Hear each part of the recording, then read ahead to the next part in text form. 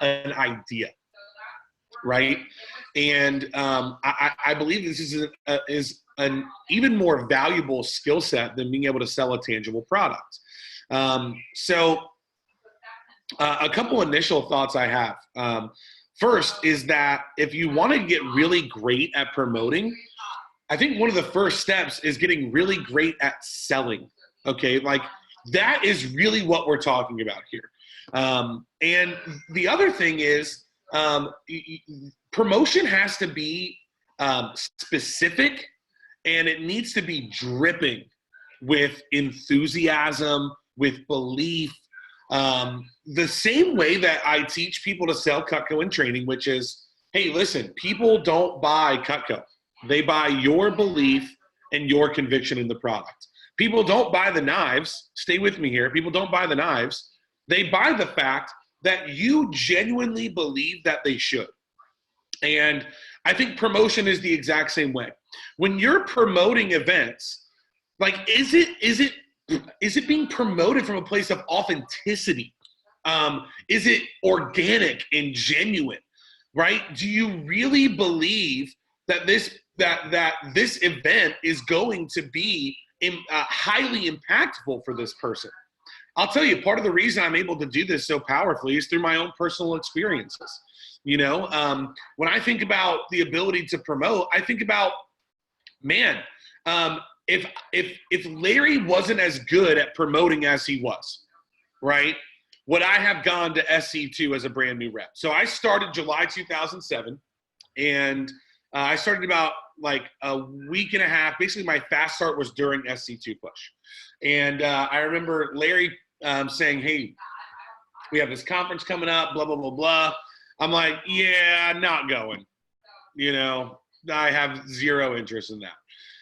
He's like, no, you should be there. He's promoting it. I'm like, yeah, but, you know, my parents are away for the weekend, and I got to watch the dogs. You know, we got dogs. I have to take care of the dogs. Larry's like, dude, get one of your neighbors or a family friend to go feed the dogs. You know, this isn't that big. I'm like, in reality, by the way, in full transparency, this was the only time my parents left me alone at my house my entire high school career. And I was planning on throwing a banger. And I was like, yeah, I can't go. And Larry just wouldn't take no for an answer. He knew the power of this event.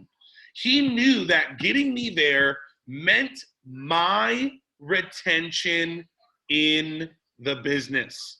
Listen closely to what the fuck is about to come out of my mouth. If someone misses an event, it is 1 foot out of the business. 1 foot out of the business. And I don't give a shit what event it is. I'm not just talking about like SC1 and SC2 and big events like that. I'm talking about a team meeting. I'm talking about, you know, their first Sunday paycheck meeting. I'm talking about a phone jam. Missing an event, if someone misses an event, that's 1 foot out of the business. And you have to be committed enough to your people's success. Listen to this, to not take no for a fucking answer.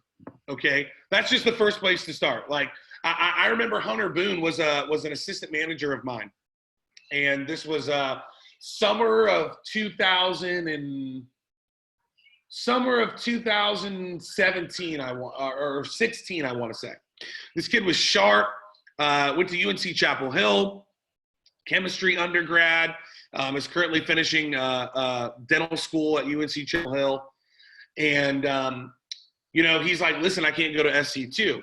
I have this church mission trip. And by the way, it wasn't like he was telling me this like, you know, a couple of days before. Like, he was telling me this before the push even started. And I'm like, yeah, here's my reaction. Yeah, Hunter, listen, that's not an option. Okay, so we're going to have to figure something out. You know, and he's like, no, you don't understand. Like, I'm a senior. I've planned for this. I planned the trip. I have to be there, blah, blah. I'm like, yeah, Hunter, it's not an option. So we need to figure this out. And I was so steadfast, right? And I believe so deeply in the power of SC2, part of it through my own personal experiences, that I made a decision. There's no way I'm letting this kid miss SC2. Well, we went back and forth over a week. He's like, yeah, my dad won't let me go. I'm like, let's talk to your dad. I mean, whatever we need to do, right? Well, here's what I want to share with you. The summer after, Hunter ended up going on to be a $210,000 branch manager. Hunter used his experience as a sales rep, assistant manager, and branch manager with Cutco to get into UNC Chapel Hill's dental school, which is currently ranked the number 2 dental school in the world. And I share that with you because they only accept 80 applicants from North Carolina per year. Okay, 40 men, 40 women, that's it. All right? Highly, highly competitive. They have thousands and thousands and thousands of people apply. And Hunter used his experience with Cutco to get into dental school. And it was funny, the only things, I mean, he had done everything that all the other students do, right? I mean, he had shadowed a dentist. He had interned with an oral surgeon. He had started a dental club at UNC Chapel Hill. He organized a dental mission trip to a third world country over one of his spring breaks with Carolina. And, you know, he had all these things on his resume. But the only thing they talked to him about during this dental school interview was his experience with Cutco. And I want to share with you, I'm not taking credit for this whatsoever, but I just want to share with you that this young man's trajectory of his life would be completely different had he not been at SC2. Had he not been at SC2, there's no fucking chance he would have branched the summer after. There's no way. There's no way. And because of that, he would have had the same resume that all the other dental school students had. And who knows, maybe this guy wouldn't even gotten into Carolina's dental school.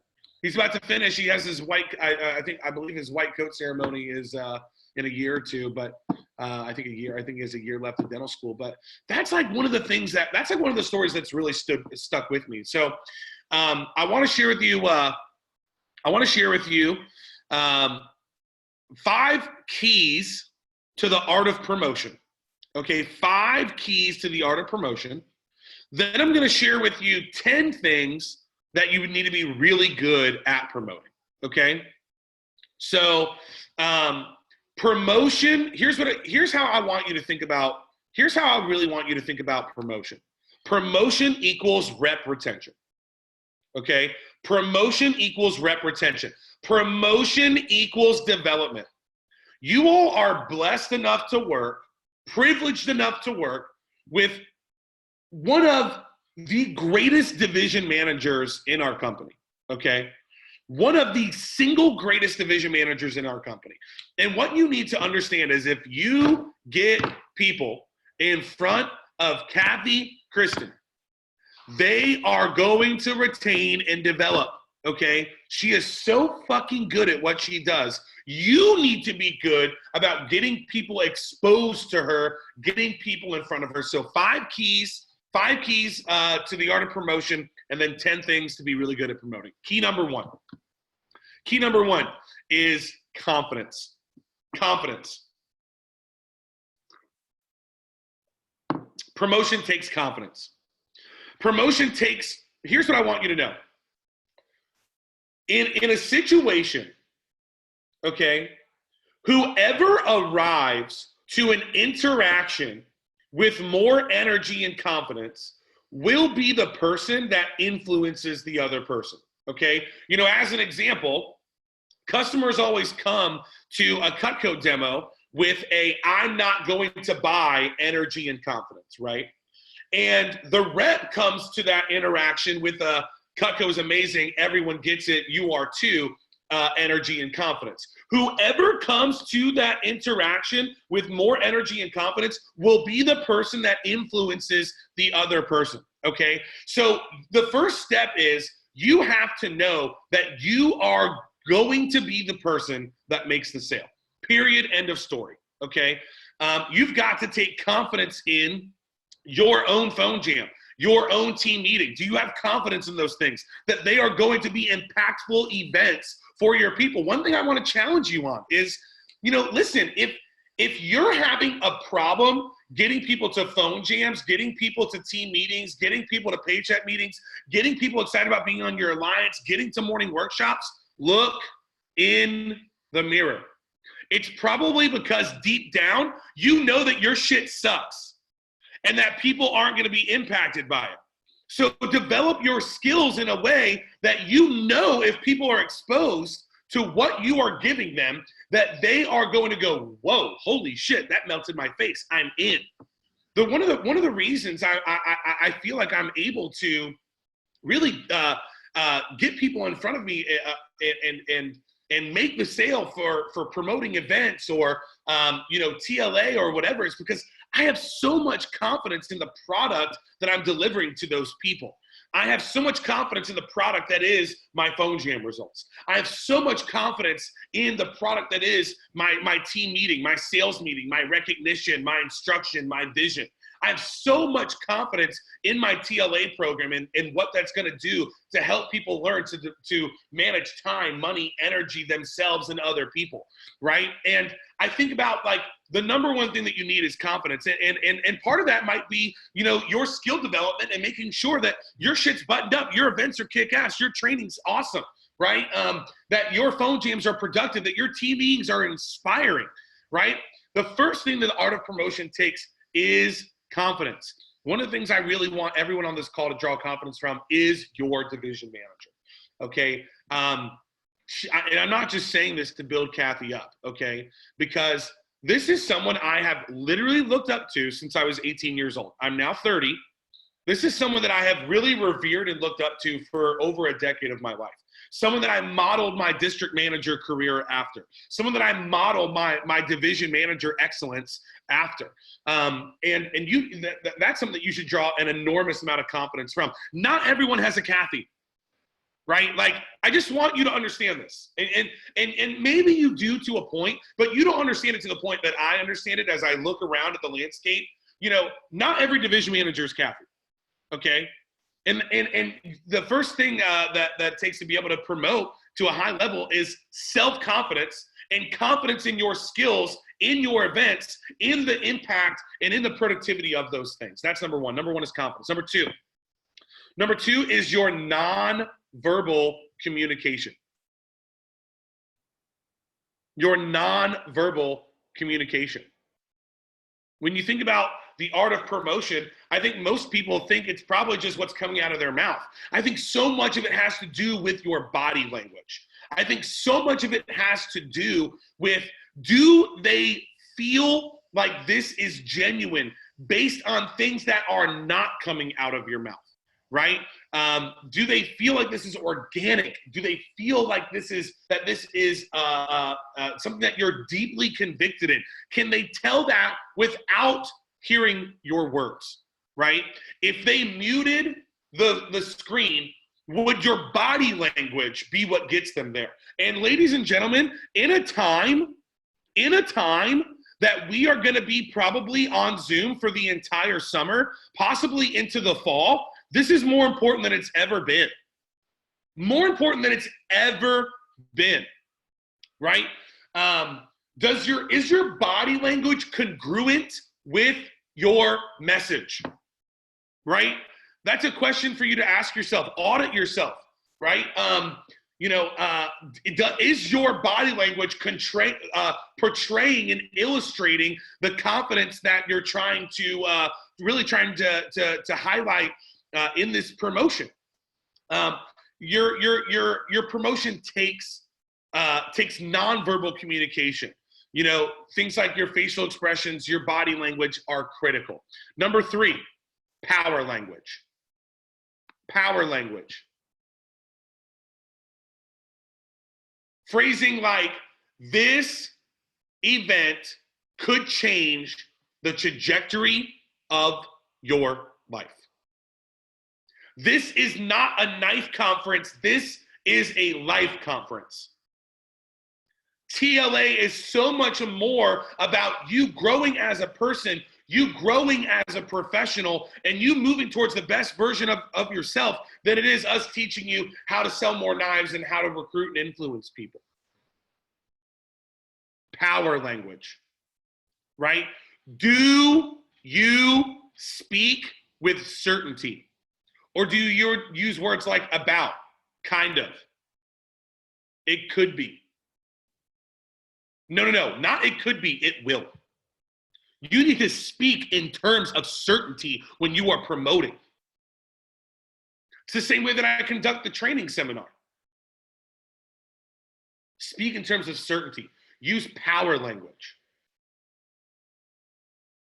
Right? Give them exact facts. Things like, we see representatives who, after an SLDM, have an increase of 20+% in their sales ratio and an increase of $100 to $200 in their average order. Think about what that could mean for you, for your experience throughout the duration of the summer. What could that do for your income? What could that do for your confidence? What could that do for your resume? What could that do for your rep experience here? Speaking in terms of certainty, using power language. Number 4, the fourth key to promotion is the same thing that I teach people on how to really rock the names and uses section of the Cutco demo. 2 things: PE and OPE.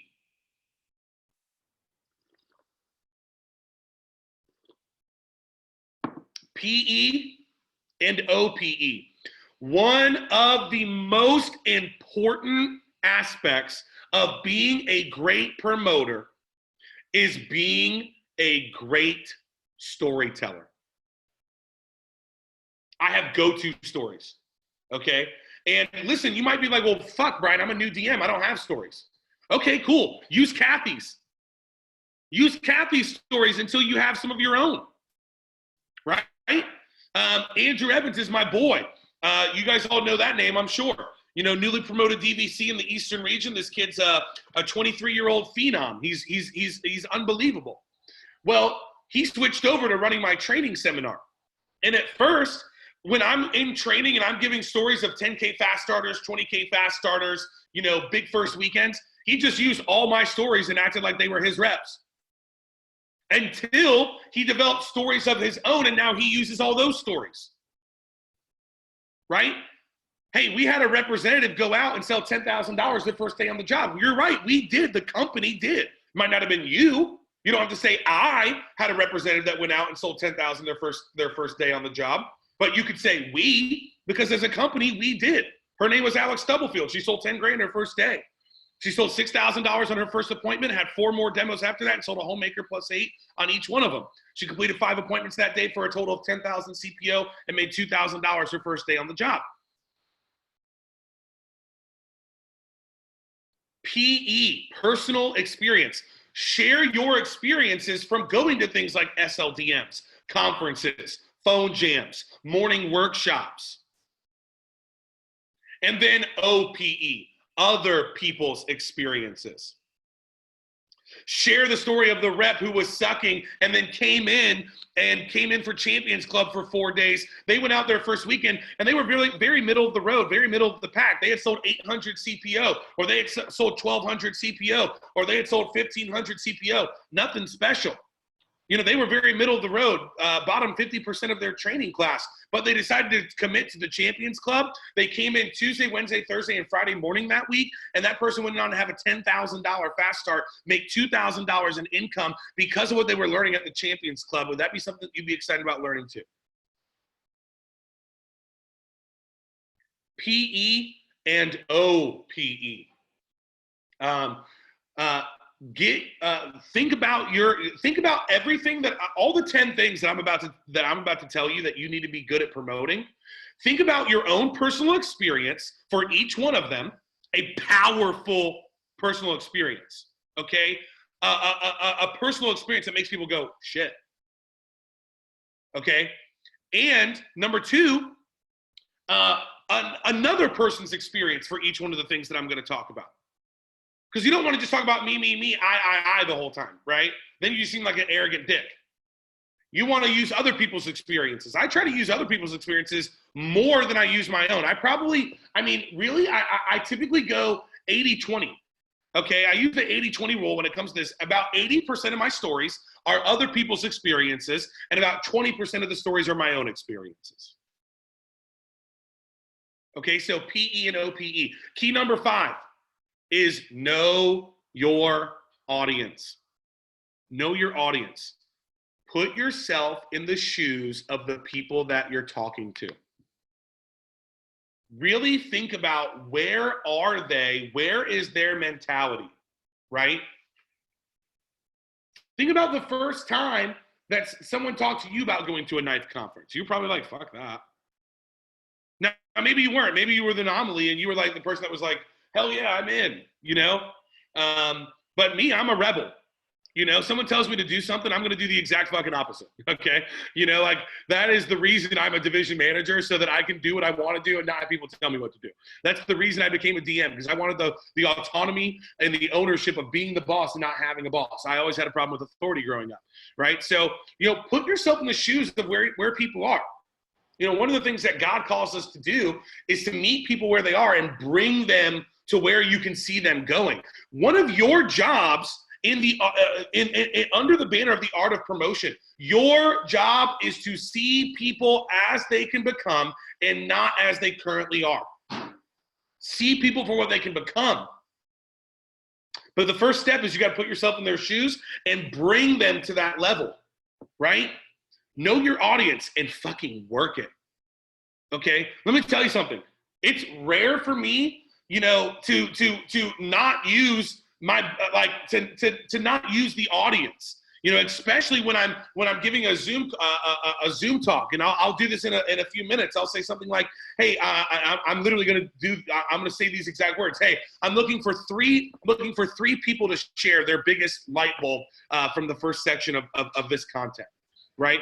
So when I'm speaking in person, I'm working the stage. I'm working the audience, right? If I'm speaking over Zoom, I'm going to require engagement through things like, hey, I'm looking for 3 people to share their biggest takeaways here.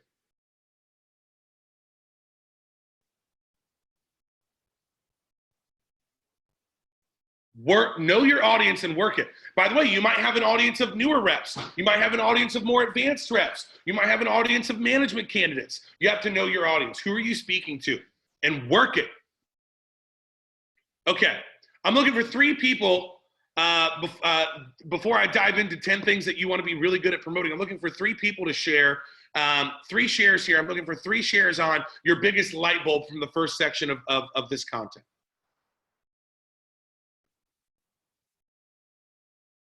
Definitely, if someone misses out on an event, then that's 1 foot out of the business, because I know, like, for me going to my first conference, it was my manager. He was just like, hey, I think this would be really good for you. I'm like, and I was like halfway the anomaly. I was like, well, if you say it's good for me, then I guess I should go. Yeah, I mean, think about this. Do you want their rep experience to be impacted by the fact that you didn't get them to that event? Will you be able to live with that? That this person may leave this business, may not have the experience. See, one thing I'm always thinking about is I want people to have a similar, if not more powerful experience than I did with this job. That's what I feel like I'm obligated to do. I feel like I'm obligated to facilitate as life-changing, as a transformative experience in every single person I work with as I had as a student, as a young person when I was working in Larry Manley's pilot office. 1 foot out of the business. Great. Looking for 2 more shares. It's not a knife conference, it's a life conference. This isn't just a knife conference. This is a life conference. You know, I'm not just talking about how to teach you how to sell more knives. I really, in my heart and in my soul, believe that this event can and will change the trajectory of your life if you let it. If you decide that that's the type of catalyst it can be for you. Right? There's another example. Power language. Yeah. Great, John. Thanks for that share. Oh, real quick too, is your power language and your nonverbals, like, because I see for you that's like kind of like one big, like, that's just you, like, and so that's kind of like the same thing. Is that accurate? Yeah, I mean, obviously, I have a pretty intense personality, and one thing I think is that I think sometimes, I'm just going to go ahead and throw this out there. It pissed me off for so long that when people watch me do things, right, watch me run training, watch me run a team meeting, they would go, well, it's personality driven. Everyone's not you, Bryan. People can't do that, right? Let me tell you, in 2016, I made a decision that I was sick and fucking tired of hearing people say that shit. And so what I did is I decided I was going to train the shit of my branch managers. And I had 8 branches that went out, and they averaged over $100,000 a piece. Okay. And they were completely different personality types than me. Now, one was the same, Joseph Koss, who went on to be my pilot and is now a new district manager, wrecking house, but most of them were not. Okay. Most of them were not like me. And I heard so long, oh, it's personality driven. Oh, it's personality driven. That's fucking bullshit. Okay. What it is it's confidence driven, and you need to learn to be comfortable mimicking what you see me doing in a way that feels really, really aligned to you. You don't need to be Bryan Hurlman in order to be highly successful with this. You don't need to be Bryan Hurlman in order to get people to events. You need to be the most powerful, confident, convicted version of you. But make no mistake about it, the language shouldn't change. When I'm saying speak from a place of certainty, speak from a place of power, every single person can use that same verbiage. Every single person can use these same words.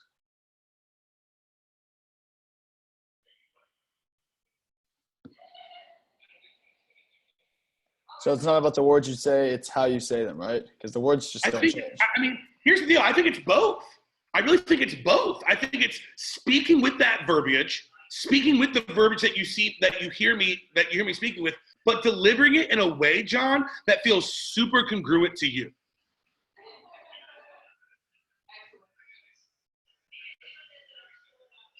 But there's a reason that, you see the productivity that the Eastern region has. There's a reason that you see my division with a $2,500, average productivity in my division. And it's because they are saying my fucking words, but they're delivering my words in a way that feels very congruent to them.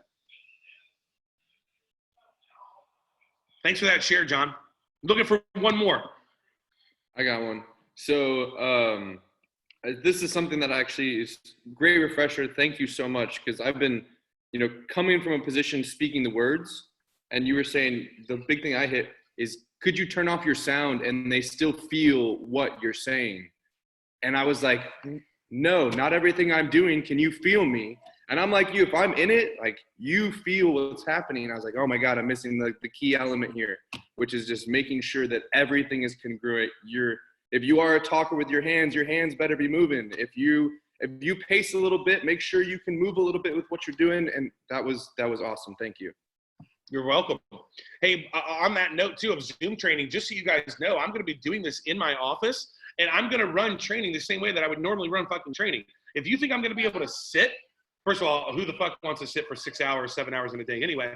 If you think I'm going to be able to sit and run training, you're outside your damn mind. What I'm going to do is I'm going to have my laptop on an elevated surface like this, and I'm going to stand for my opening comments, right? I'm going to stand, for my brainstorming activity. I'm going to stand for the parts of training that I normally stand for. I'm going to sit for the parts that I normally sit for, but I'm just going to do those things because I don't want it to feel different to me. Because I know if it feels different to me, it's definitely going to feel different to them. Great share there.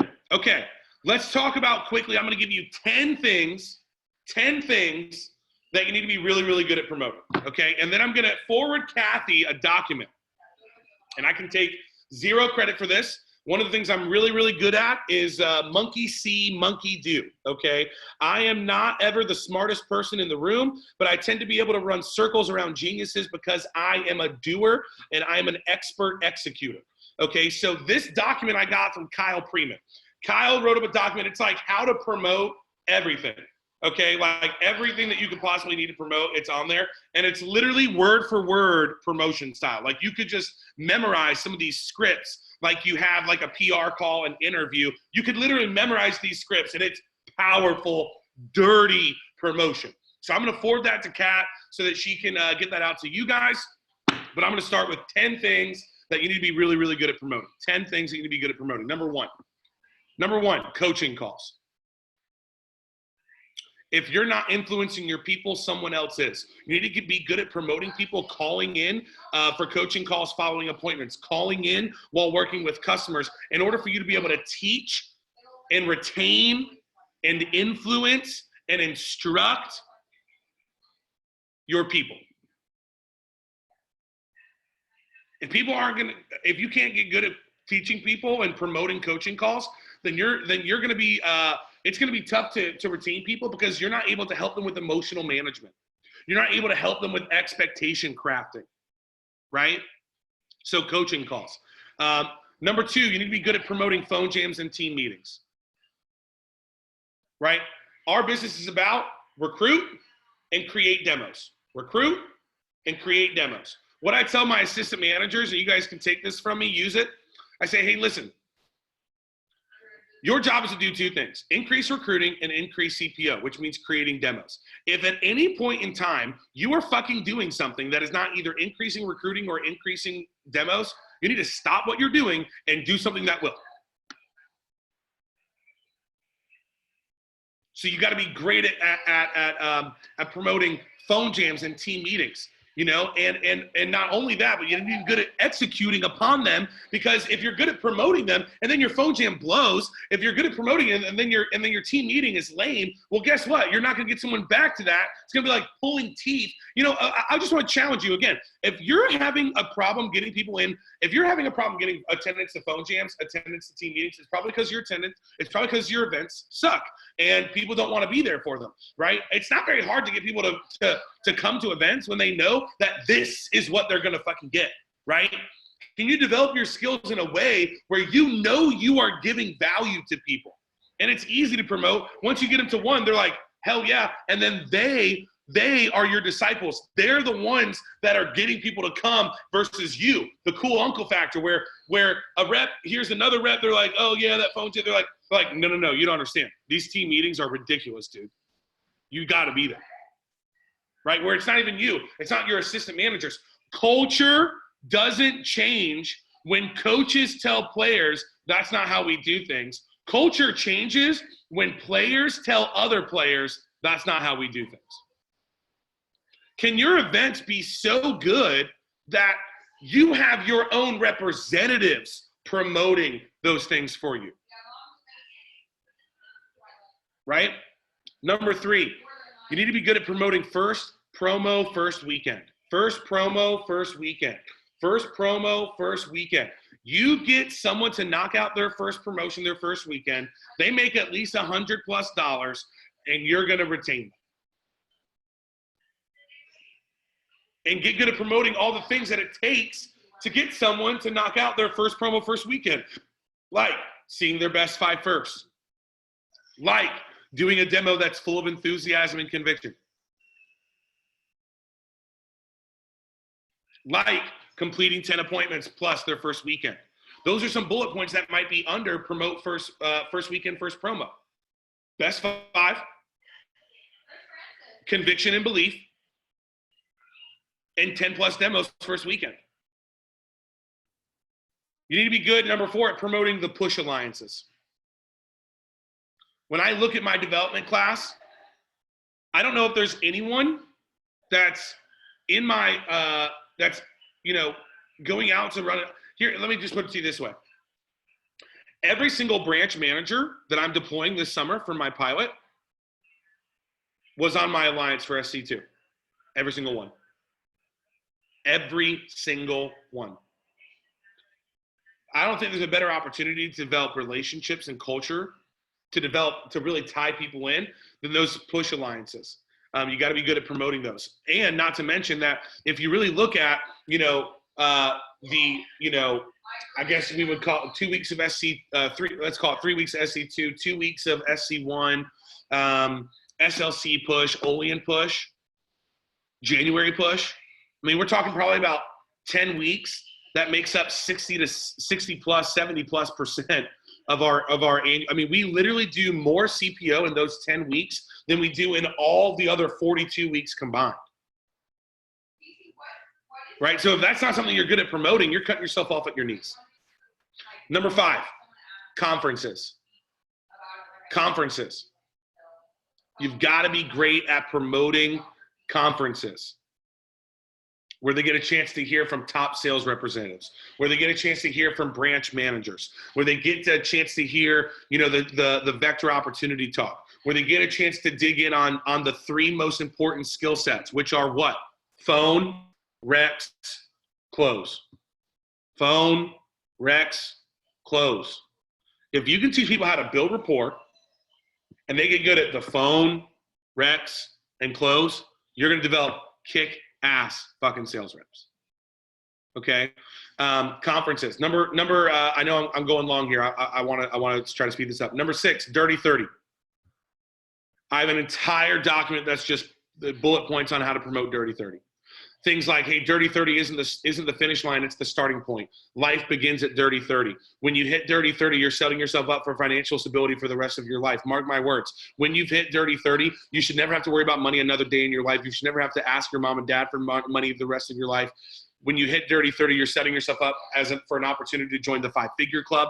The 5-figure club are the representatives in our office that earn over $10,000 in income.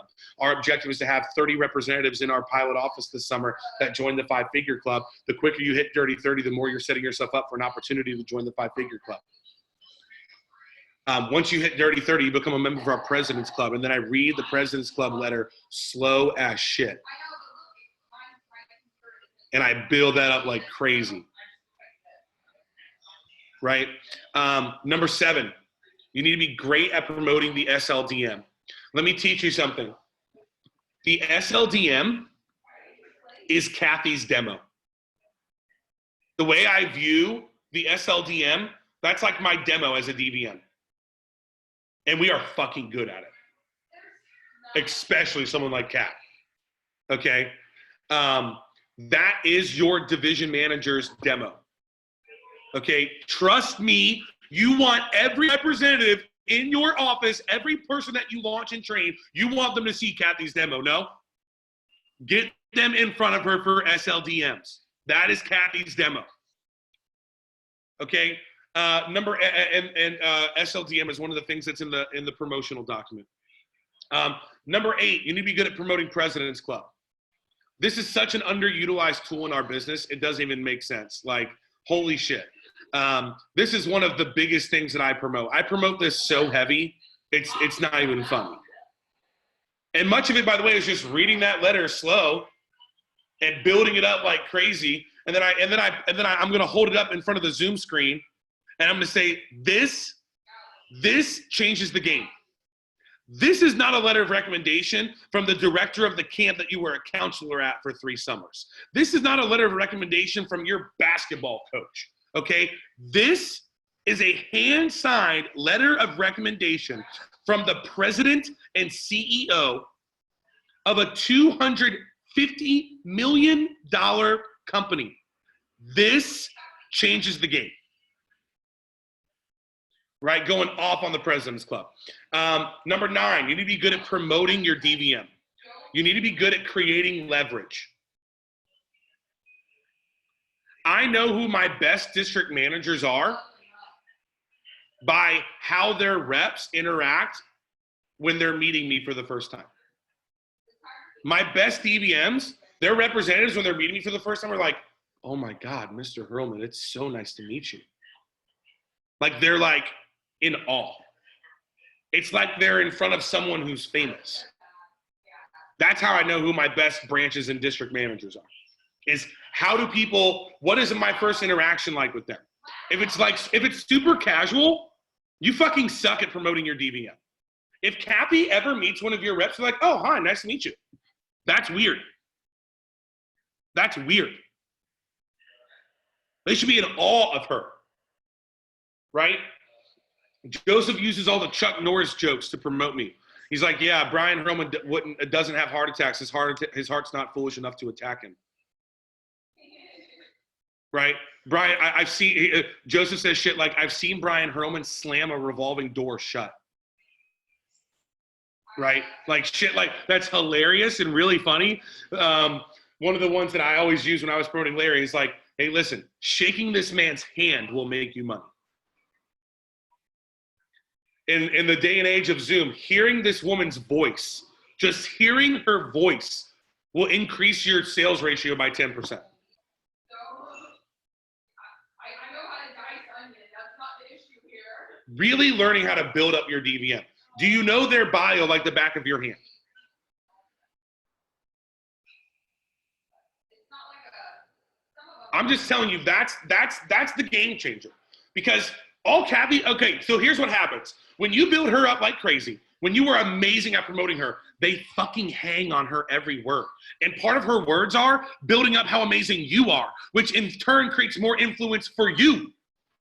Allows you to be able to influence them more readily. Okay? Number 10 is you got to be able to promote the Leadership Academy. You got to be able to promote the Leadership Academy.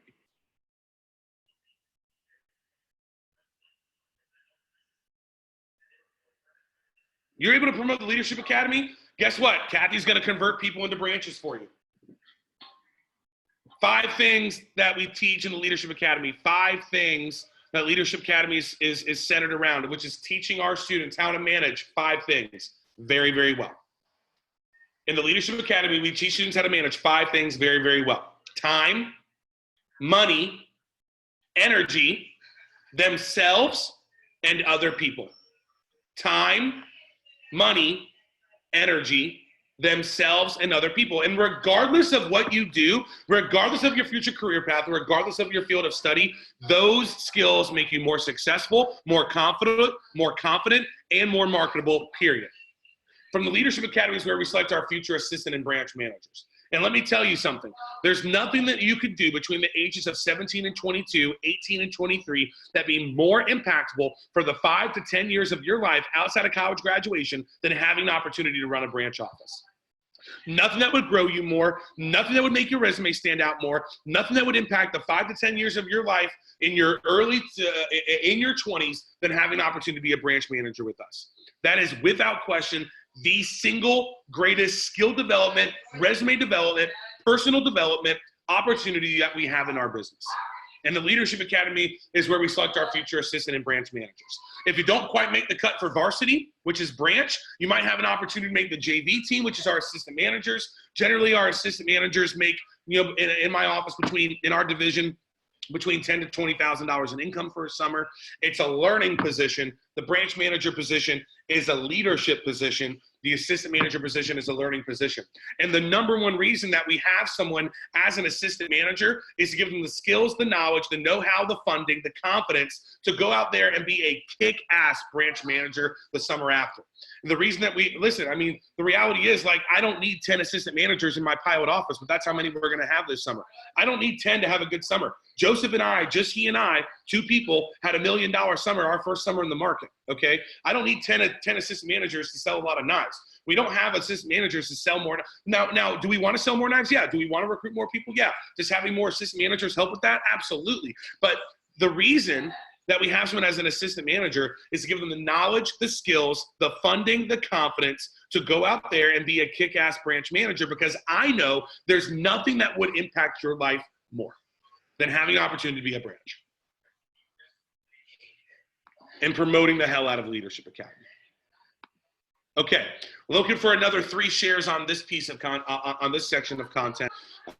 Maybe 3 people I haven't heard from yet. I want to go branch. That's the goal, man. You make people drool to want that opportunity. That's the name of the game. By the way, I'm not just hanging out, I'm feeding the baby. You are so adorable. I think for me, mine was probably number 9, create promote your DVM and create leverage for yourself. Because at the end of the day, I've only been in the company for 10 months and she's been in the company for 20. So it's I'd rather them listen to her than me. And the fact that she, like you said, if we build influence for her, she'll build influence for us as managers as well. And so it's just really building her up as a DVM. So that's mine. Great takeaway, Erica. Thanks for that share. I can go next. Mine was number 6 for Dirty 30. The way you framed it, it's it's not the end of your career. That's the beginning of your new life. And that was fire. I was I've never heard that before. Or maybe I haven't. It just didn't click until now. But I thought that was really good too. Dirty 30 is not the finish line. It's the starting point. And by the way, almost every rep that we train hits Dirty 30. It's not everyone, but the overwhelming majority. It's not a question of if you're going to hit it. The question is when.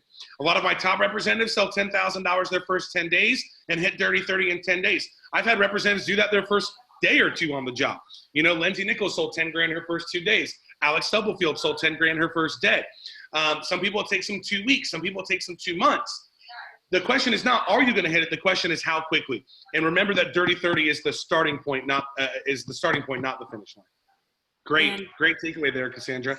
And Bryan, culture is such a huge part of any organization. So I really appreciated when you said culture doesn't change when the coach tells the players to change. Culture changes when players tell other players to change. That was really powerful. Great takeaway there. Awesome. Cool. Well, hey, just to kind of wrap this up, I want you to know that I really feel a duty and an obligation to be good at this. And the reason is because I feel if I'm not, I'm negatively impacting people's well-being in their future. I feel I really feel a duty and an obligation to be good at this because I know that if I'm not, I could literally change the path of someone's life. And if I am, in a negative way, because they're not going to have the same experience that I did. And if I'm good at this, I'm going to really be able to change this person's life in a really positive way. So, I don't know if we have time for Q&A here, Kat. I know you probably have an agenda that you need to stick to. I have a question, Kathy. We do have a few minutes if you're open, Bryan. Oh, cool. Awesome. So, Bryan, real quick, by the way, I think I speak for everyone here, but absolute fire. Love having you always on. I'm going to watch this 20 times, just playing in my car, just playing in the house 24/7. It's like Christmas music. But whenever I love it. When do you most of the time have these talks? And when I know push time, obviously, when you have a conference like SLDM or SE2, there's a month you're kind of prepping. Now, when do you have these talks with your staff? Is it more like PDI? Do you find it more PCs? Is this more a group? Funny, dude. At every single turn. Every single turn, never stop. Anytime I'm able to promote things like Dirty 30, anytime I'm able to promote things like TLA, literally I'm talking about training. I start to plant the seeds and get them thinking about it then. Advanced training, team meeting, PDI calls. Anytime I'm talking to people, whether it's one-on-one or in a group, these are things that I'm hitting. Gotcha. And if no one else has a question, or maybe I'll do, I'm just going to ask another one. When you were talking about, what was it? First of all, President's Cover, that was fire. I think that's just such an underutilized tool. When you were talking about, I guess since we're now moving virtually, mostly over Zoom and things like that, whenever you're, because you said no one wants to be in a chair for 6 hours. So I guess you're kind of fighting that battle. It's still all about your passion, all about your confidence, all about that. And this will change your life. Is that something you also say in training too? Guys, day 1, day 2, you're bringing it, right? Oh yeah. Okay. One of the things I say in my opening comments is, hey, I want you to know if you're a top performer in this organization, certainly my objective is not that you're just here for, a couple months of the summer. My objective is that you're here for a couple years. And that as an undergraduate student, this is the vehicle that you use for your personal development, your professional development, and your financial development. And that this is what gives you an opportunity to have real leverage upon graduation, where my objective for you is this, John.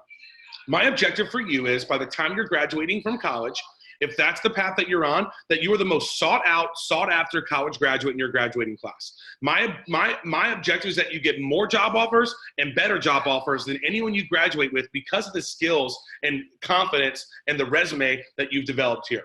My objective is by the time you're going on job interviews, you're not going on interviews. You're going around and you're interviewing companies to figure out who you want to work for because everyone's begging you to come work for them.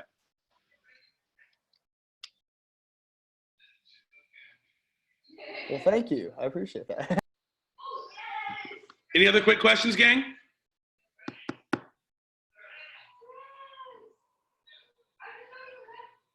Okay, cool. Well, hey, I appreciate your time. Kat, thanks for letting me to speak to your group. Guys, let's prepare for an unbelievable summer. I'm just going to tell you this. I'm sure you're hearing it from Kathy left and right. We are poised for what might be the most insane recruiting market that we will ever have in the history of our company. I'm talking about ever. And listen, even if we take a haircut in productivity, but we increase dramatically in recruiting, it's going to be a net gain for us. I'm thinking about the pilot. We had a 4K PPR last summer, and we recruited, just over 200 people. Well, I'm thinking, okay, well, let's say I take a 50% haircut on productivity, and my productivity is only $2,000 per rep versus 4, but I recruit 500 people versus 200 because of the climate. Well, guess what? We're going to do $1 million in new business this summer. And I'm not fucking with you. I don't think 500 recruits in my pilot is out of the realm of possibility. In fact, it's what we're going for. So happy recruiting. Have a great rest of your event. If there's anything that you guys need, I'm going to shoot Kathy these documents and she'll distribute them to you. Let's have a kick-ass summer, gang. Appreciate you. You're amazing. Thank you, Bryan. Email me. That was great. Thank you.